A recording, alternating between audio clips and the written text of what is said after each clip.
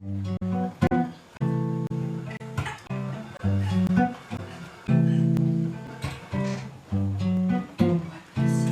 means to see, and I'm an Auckland girl and I wanted to do an exhibition in my hometown, and I've just chosen really a body of work that covers everything from celebrity and musician to news to just some images that hopefully invite the audience to see. I took a photo of some mannequins stuffed in a rubbish container, and their faces looked so sad and their legs were poking out and there were nude torsos and things, and I remember being quite young and thinking that's a bunch of sort of sadness in a box. So I took a photograph of it. The other one was at the races. A woman had a dead fox, the stole they used to wear at the races, and I thought it was really awful having the animal's head, and I took a photograph of her. And she told me off. I sort of grabbed the shot first without asking her. And I've learned over the years you're better to actually build a bit of a rapport first.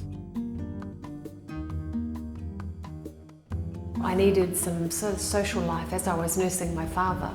He had a brain tumour. I learnt black and white darkroom printing, and I just started documenting things. So I chose then photography. It started out when I was in the newspaper. A lot of the music jobs were done outside of work hours, and not a lot of photographers were that interested in the arts back then. And I loved them. My mother was an opera singer. We had Dad playing jazz in the house all the time, and I loved music, so I always put my hand up and I did a lot of the jobs unpaid. And I think having done a little bit of performing myself, you have an understanding of how to be with a musician before they're about to perform. The nerves that go on, when to put a camera, when to leave it, when to wait. I've missed a lot of good shots because I've been, more empathetic about what they do. I think it helps.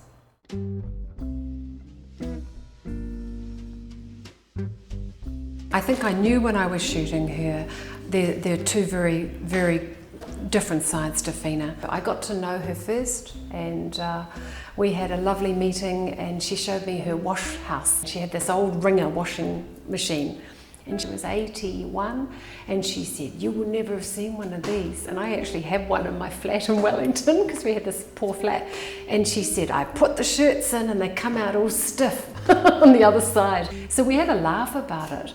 But she was very forward in her political stance. She was very unafraid. So I knew I wanted to make a strong statement portrait of her. This was used in Te Papa as her obituary portrait because it shows her serenity and grace, and she did say to me, "I want to be remembered for the work that I did." I tend to be attracted to those stories where women are strong, accomplished, beautiful, and still graceful, but they're really, really, they've changed the course of history, really. So I think your job is to relax them first, and then you get to the essence of what you want to do. Find out an area of common interest, and I always try and make humour a part of it, because no matter how many times they've been photographed, they're still always nervous when there's a camera in their direction. I think you go with a preconceived idea of what you want to say about their work or who they are or who their character is, and then you're pleasantly unexpected. On the job, you'll see another quality in them, so you just have to make sure you capture that as well. I sort of go 50% prepared and 50% free.